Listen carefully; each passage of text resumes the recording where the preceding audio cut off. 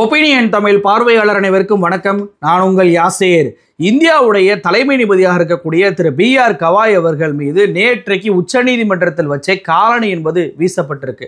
ஒட்டுமொத்த நாடுமே இந்த சம்பவத்தை கண்டு கொந்தளிச்சிருக்கக்கூடிய சூழ்நிலையில பாஜக இந்த விஷயம் குறித்து வாயே திறக்காம கள்ள மௌனம் காத்துக்கிட்டு இருந்தாங்க. 8 மணி நேரம் கழிச்சுதான் பிரதமர் மோடியே இது குறித்து ஒரு பதிவு ஒன்று எழுதுறாரு. இவராது 8 மணி நேரத்துக்கு அப்புறம் பதிவையா எழுதினாரு. உள்துறை அமைச்சராக இருக்கக்கூடிய அமித்ஷா இது குறித்து வாய் திறக்கவே இல்லை. ஆனா இந்த சம்பவத்தை செஞ்ச அட்வொகேட்டான ராகேஷ் கிஷோரை 3 மணி நேரத்தில் விடுதலை செஞ்சிருக்கிறாரு இந்த அமித்ஷா அவர்கள். அப்படி 3 மணி நேரத்தில் விடுதலை செய்யக்கூடிய அளவுக்கு, அதுவும் தலைமை நீதிபதி மீது காலணி வீசிய அந்த நபரை விடுதலை செய்யக்கூடிய அளவுக்கு யார் இந்த ராகேஷ் கிஷோர்? இவருக்கு ஏன் பிரதமர்ல இருந்து, சட்டத்துறை அமைச்சர்ல இருந்து, உள்துறை அமைச்சர்ல இருந்து எல்லோருமே கள்ள மௌனம் காக்குறாங்க? இவரை 3 மணி நேரத்தில் விடுதலை செய்வதற்கான தேவை என்ன வந்துச்சு? Z+ செக்யூரிட்டியின் கீழ் இருக்கக்கூடிய தலைமை நீதிபதிக்கே நாட்டில் பாதுகாப்பு இல்லையா? பல்வேறு விஷயங்களை இந்த வீடியோவில் விரிவாக பார்க்க போறோம். இந்த வீடியோவை முழுமையாக பாருங்க. மறக்காம நம்மளுடைய ஒப்பீனியன் தமிழ் சேனலை சப்ஸ்கிரைப் பண்ணிக்கோங்க. இந்தியாவுடைய முதல் புத்த மதத்தை சேர்ந்த நீதிபதி தான் B.R. கவாய் அவர்கள். அம்பேத்கர்னால தான் எனக்கு இந்த பதவியே கிடைச்சிச்சு அப்படின்னு சொல்லி போகிற எல்லா இடத்துலையுமே பேசக்கூடிய ஒரு நபர். எத்தகைய தாக்குதல் அரசியலமைப்பு சட்டத்தின் மீது, உச்சநீதிமன்றத்தின் மீது வந்தாலுமே அரசியலமைப்பு சட்டம் தான் எல்லாவற்றை விட உயர்ந்தது அப்படின்னு சொல்லி திரும்ப திரும்ப பதிவு பண்ணக்கூடியவர் தான் தலைமை நீதிபதியாக இருக்கக்கூடிய திரு B.R. கவாய் அவர்கள். அவர் மீது தான் நேற்றைக்கு காலணி என்பது வீசப்பட்டிருக்கு. அதாவது நேற்றைக்கு 11:35 போல B.R. கவாய் அவர்கள் ஒரு வழக்கை விசாரித்துக் கொண்டிருக்கிறார் இன்னொரு நீதிபதியோடு சேர்ந்து. அப்படி விசாரித்துக் கொண்டிருக்கும் போது அங்கே வந்த 71 வயதான ராகேஷ் கிஷோர் அப்படின்ற ஒரு வழக்கறிஞர் தான் அணிந்திருந்த அந்த ஸ்போர்ட்ஸ் ஷூவை கலட்டி தலைமை நீதிபதியை நோக்கி வீசுறாரு. இப்படி வீசின உடனேயே அங்கிருக்கக்கூடிய செக்யூரிட்டிஸ் அத்தனை பேருமே அவர் பிடிக்கிறாங்க. பிடிக்கும் போதே சனாதன தர்மத்தை கொச்சைப்படுத்தியவரை இந்தியா ஒருபோதும் ஏற்காது அப்படின்ற கோஷத்தை அவர் எழுப்பிட்டே போறாரு. இந்த சம்பவம் நடந்த உடனேயே தலைமை நீதிபதி மிக தெளிவாக ஹேண்டில் பண்றாரு. அந்த விஷயத்தை ரொம்ப பக்குவமாக ஹேண்டில் பண்றாரு.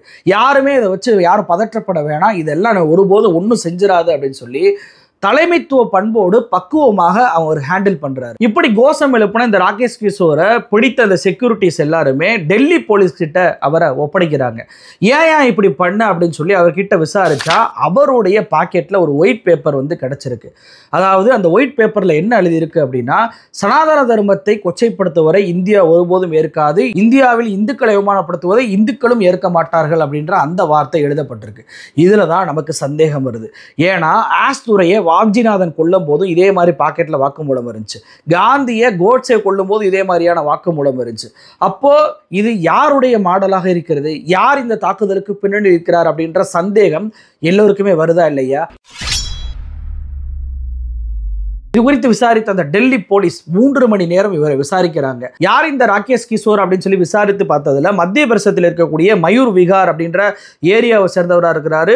பார் அசோசியேஷன், சுப்ரீம் கோர்ட் பார் அசோசியேஷன்ல இவர் மெம்பராகவும் இருக்கிறார். இந்த தாக்குதலுக்கு காரணமாக அவர் என்ன வாக்குமூலத்தை கொடுத்திருக்கிறாருன்னா, செப்டம்பர் 16ஆம் தேதி ஒரு வழக்கு தலைமை நீதிபதி கவாய் அவர்களுக்கு முன்பு வருது. அதாவது மத்திய பிரதேசத்தில் இருக்கக்கூடிய, இவர் வாழக்கூடிய அதே மாநிலத்தில் இருக்கக்கூடிய கஜுராஹோ டெம்பிள் காம்ப்ளெக்ஸில் இருக்கக்கூடிய ஜவாரி கோயில், இதுல 7 அடிக்கு ஒரு விஷ்ணு சிலை என்பது இருக்கு. அது ரொம்ப சிதறம் அடைஞ்சிருக்கு, அதை சரி பண்ணணும் அப்படின்னு சொல்லி ஒரு வழக்கு என்பது கவாய் அவர்களுக்கு முன்பு வருது.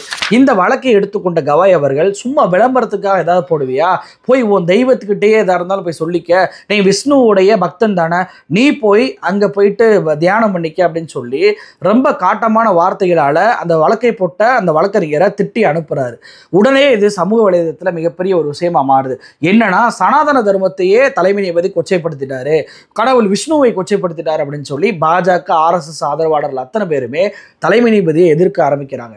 உடனடியாக தலைமை நீதிபதி ஒரு விளக்கத்தையும் கொடுக்கிறார். என்ன விளக்கம் கொடுக்கிறார் அப்படின்னா, நான் எல்லா மதத்தையுமே மதிக்கக்கூடியவன் தான், இந்த வழக்கே தப்பான வழக்கு, இந்த ஜவாரி கோயில் என்பது ASI கட்டுப்பாட்டில் இருக்கு, அதாவது இந்திய தொல்லியல் துறை கட்டுப்பாட்டில் இருக்கு.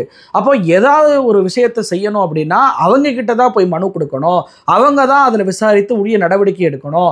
உச்சநீதிமன்றத்திற்கு இதில் எந்த அதிகாரமும் கிடையாது. அப்போ வீம்புக்குன்னு ஒரு வழக்கை போட்டு இப்படி வந்ததுனால தான் நான் அந்த வார்த்தையை பயன்படுத்தினேன், என்னுடைய வார்த்தையை தப்பாக புரிஞ்சுக்கிட்டாங்க அப்படின்னு சொல்லி ஒரு விளக்கத்தை கொடுக்குறாரு. ஆனால் இந்த விளக்கத்தை கொடுத்த போதும் கூட இந்த தாக்குதல் என்பது நடந்திருக்குங்க. அதுவும் இந்த தாக்குதல் நடந்த நேரம் தான் நமக்கு மிகப்பெரிய சந்தேகத்தை எழுப்புது. செப்டம்பர் 16ஆம் தேதியே இந்த ரிமார்க்கை தலைமை நீதிபதி சொல்லியிருக்கிறார்ல, ஏன் அக்டோபரில் வந்து தாக்குதல் நடத்துறீங்க? அதுவும் பீகாருடைய தேர்தல் அறிவிக்கக்கூடிய அதே நாளில் பகலில் ஏன் அந்த தாக்குதல் நடக்கணும்? அப்படி தாக்குதல் நடத்தும் போது சனாதன தர்மத்தை எதிர்த்தால் இதுதான் நடக்கும் என்ற அந்த பிரச்சாரம் ஏன் செய்யப்படுது? ஏன்னா இதே பிரச்சாரம் தான் மோடி, அமித்ஷா பீகாரில் பண்ணிக்கிட்டு இருக்கிறாங்க. அப்போ இதனுடைய பின்னணி யாராக இருக்கிறாங்க? இது மட்டுமா, 2 நாளைக்கு முன்னாடி தான் தலைமை நீதிபதி அவர்கள் இந்தியாவை பொறுத்தவரையும் அது சட்டத்தின் ஆட்சிகள் தான் இருக்குமே தவிர இங்கே புல்டோசர் ஆட்சிலாம் கிடையாது, புல்டோசர் நீதி கிடையாது அப்படின்ற வார்த்தையை பயன்படுத்தினார். அப்போ இது போன்ற வார்த்தைகளை பயன்படுத்தியிருக்காக தான் இந்த தாக்குதல் என்பது நடந்திருக்கு அப்படின்ற கேள்வி நமக்கு எழுதா இல்லையா? ஏன்னா இவரை பொறுத்த வரைக்கும் விஷ்ணு அவர்களை கொச்சைப்படுத்தி விட்டார், சனாதன தர்மத்தை கொச்சைப்படுத்தி விட்டார் அப்படின்னா உண்மையிலே யார் கொச்சைப்படுத்தினாங்க? தலைமை நீதிபதியா? ஏஎஸ்ஐ தானே? அப்படி 7 அடிக்கு சில விஷ்ணு சிலை வந்து மோசமாயிருக்கு அப்படின்னா ஏஎஸ்ஐ தானே அதை சரி பண்ணியிருக்கணும். ஏஎஸ்ஐ யார் கீழே இருக்கு? ஒன்றிய பாஜக அரசு கீழே தானே இருக்கு. அப்போ ஒன்றிய பாஜக அரசு விஷ்ணு சிலை தலை பாகம் எல்லாம் உடஞ்சு போய் கிடக்கு, அதை சரி பண்ணவே இல்லை. சனாதன தர்மத்தை கொச்சப்படுத்தி ஒன்றிய பாஜக அரசை பார்த்து இந்த ராகேஷ் கிஷோர் என்ற வழக்கறிஞர் கோவப்படுவார், காலனி வீசுவார் அப்படின்னு சொல்லி பார்த்தா தலைமை நீதிபதி முன்னாடிக்கு போய் செருப்பை வீசுறாரு. அப்போ எப்படி ஒரு முன்னுக்கு பின் முரண்பாடாக இருக்கு பாருங்க. அந்த காரணமே சரியில்லை பாருங்க. அப்போ இப்படியான தாக்குதலை நடத்தி இந்த நபர் மீது ஊப்பா சட்டத்தை போடணுமா இல்லையா?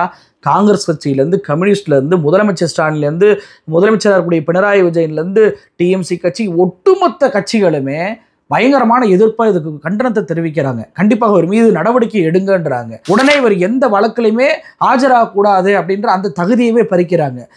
எஸ்சிபிஏ சங்கமாக இருக்கட்டும், SCORA சங்கமாக இருக்கட்டும், எல்லோருமே கண்டிக்கிறாங்க. ஆனால் பாஜக மட்டும் மையான அமைதி காமிக்கிறாங்க. தாக்குதல் நடந்தது தலைமை நீதிபதிக்கு மேலே. உடனடியாக பிரதமர் மோடி கிட்ட இருந்து எதிர்ப்பு வந்திருக்கணும், உடனடியாக உள்துறை அமைச்சர் மீது எதிர்ப்பு வந்திருக்கணும். ஏன்னா தலைமை நீதிபதியுடைய பாதுகாப்பை Z+ செக்யூரிட்டி கீழே இருக்கிறவர், அவர் மீது எப்படி தாக்குதல் நடந்துச்சு அப்படின்ற விளக்கத்தை உடனடியாக அதை பொறுப்பாக இருக்கக்கூடிய உள்துறை அமைச்சர் அமித்ஷா தான் கேட்டிருக்கணும். சட்டத்துறை அமைச்சராக இருக்கக்கூடிய மெகுவால் அவர் தான் துடிதுடிச்சுட்டு முதல்ல ஓடி வந்திருக்குன்னு உச்சநீதிமன்றத்திற்கு. ஆனால் யாருமே வாய் திறக்கவே இல்லை. கபில் சிபல் கூட கேட்கிறாரு, கள்ள மௌனம் காக்கிறதா எனக்கு ஆச்சரியமா இருக்குங்க, இவங்க 3 பேர் ஏன் இப்படி கள்ள மௌனம் காட்டுறாங்க அப்படின்னு சொல்லி. இப்படி ஒட்டுமொத்த நாடுமே பிஜேபி ஏன் அமைதியா இருக்கு, இவர் மீது நடவடிக்கை எடுங்கன்னு சொல்லும் போதே அமித்ஷா என்ன தெரியுமா அப்படி இருக்கிறாரு? 3 மணி நேரத்தில் இந்த ராகேஷ் கிஷோரை விடுதலை பண்ணுறாரு. அவர் எரிந்த ஷூவையும் கையில் கொடுக்குறாங்க, அவருடைய டாக்குமெண்ட்டையும் கையில் கொடுக்குறாங்க. போய் வீட்டுக்கு வாங்கன்னு ராஜ மரியாதையோடு அந்த டெல்லி போலீஸ் அனுப்பி வச்சதை பார்க்க முடியுது. ஏன் அப்படி பண்ணீங்க அப்படின்னு சொல்லி காரணம் கேட்டால், இல்லை தலைமை நீதிபதி வந்து அவர் மீது எந்த வழக்கு போடக்கூடாதுன்னு சொன்னாங்க, அதனால விடுதலை பண்ணிட்டோம் அப்படின்னு. எவ்வளவு பெரிய ஒரு கேடுகட்டத்தனம் பாருங்க. தலைமை நீதிபதி ஒரு பக்குவப்பட்ட தலைவராக அந்த முடிவை அவர் அப்படிதான் எடுப்பார். அதுக்காக தாக்குதல் பண்ணவனை விட்டுருவீங்களா? தலைமை நீதிபதிக்கு மேலே தாக்குதல், இந்தியாவுடைய நீதித்துறையின் மீது தாக்குதல். இது உச்ச நீதிமன்றத்தில் எல்லாருக்கு முன்பு தாக்குதல் நடக்குது அப்படின்னா அவர் மீது நடவடிக்கை எடுக்கணுமா இல்லையா? SCORA அப்படின்ற அமைப்பு என்ன தெரியுமா சொல்லுது? தலைமை நீதிபதியே இதில் விட்டு கொடுத்து போனாலும் காவல்துறை சும்மா விடக்கூடாது. ஏன்னா இதை கோர்ட்டில் வச்சே பண்ணியிருக்கிறாங்க. அதுவும் வழக்கறிஞர், சட்டத்தை மதிக்க வேண்டிய வழக்கறிஞரை இதை பண்ணியிருக்கிறார் அப்படின்றப்போ இது ஃப்ரீடம் ஆஃப் ஸ்பீச்சுக்கு இல்லைனா வராது, இது விட்டு கொடுக்க முடியாது. மக்கள் மத்தியில் கோர்ட்டுடைய மரியாதை குறைக்க வேண்டும் என்பதற்காக திட்டமிட்ட செயலாக தான் அதை பண்ணியிருக்கிறாங்க அப்படின்னு சொல்லி அவங்க கோரிக்கை வைத்த போதும் கூட அமித்ஷாவுடைய கட்டுப்பாட்டில் இருக்கக்கூடிய டெல்லி போலீஸ் இவரை விடுதலை பண்ணுறாங்க. ஏன் அமித்ஷா மோடி மீது இதே மாதிரி செருப்பை வீசி அவர் விட்டுருங்கன்னு சொல்லி மோடி அமித்ஷா சொன்னால் விட்டுருவாங்களா?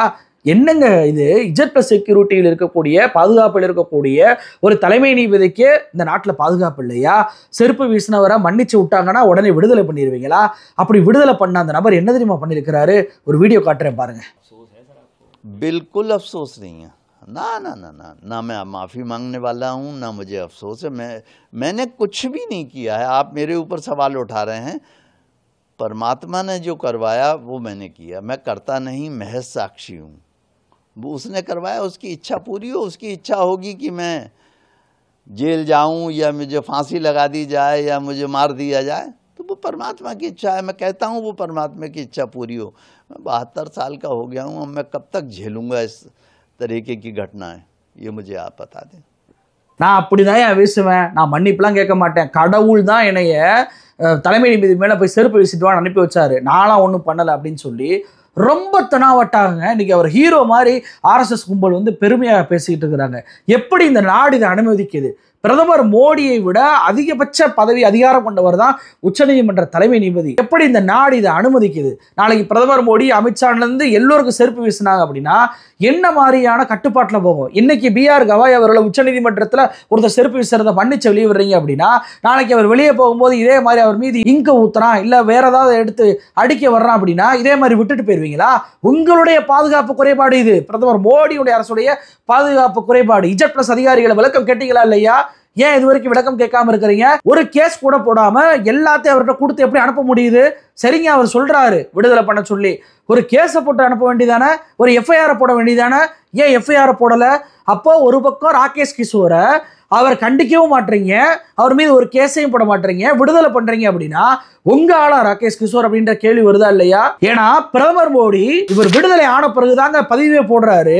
அதாவது கண்டனம் தெரிவிக்கக்கூடிய இடத்தில் இருக்கக்கூடிய முதல் நபரான பிரதமர் மோடி அவர்கள் 8 மணி நேரம் கழிச்சு தான் பதிவு போடுறாரு. அதுவும் அதுக்கு முன்னாடி அவர் ஏதாவது வேலையில் இருந்தாருங்க, ட்விட்டரே பயன்படுத்தலைங்க, அவர் எப்படிங்க குறை சொல்லலாம் அப்படின்னு சொல்லி கேட்குறீங்களா? அதுவும் கிடையாது.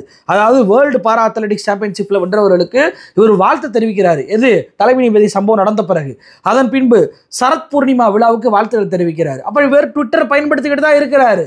பயன்படுத்தி கொண்டிருக்கும் போது கூட இவர் கண்டனம் தெரிவிக்கவே இல்லை. ஆனால் அமித்ஷா அவரை விடுதலை பண்ண பிறகு பார்த்தீங்க அப்படின்னா உடனடியாக இதெல்லாம் ஏற்றுக்கொள்ள முடியாதுங்க, இதை நான் தலைமை நீதிபதி கிட்ட பேசினேங்க, இதெல்லாம் வந்துட்டு தப்பான ஒரு நடவடிக்கை, அவர் அமைதியாக இருந்ததுக்கு நான் பாராட்டுறேன்றாரு. என்னங்க சொல்ல வரீங்க? இது பேர் கண்டனமா?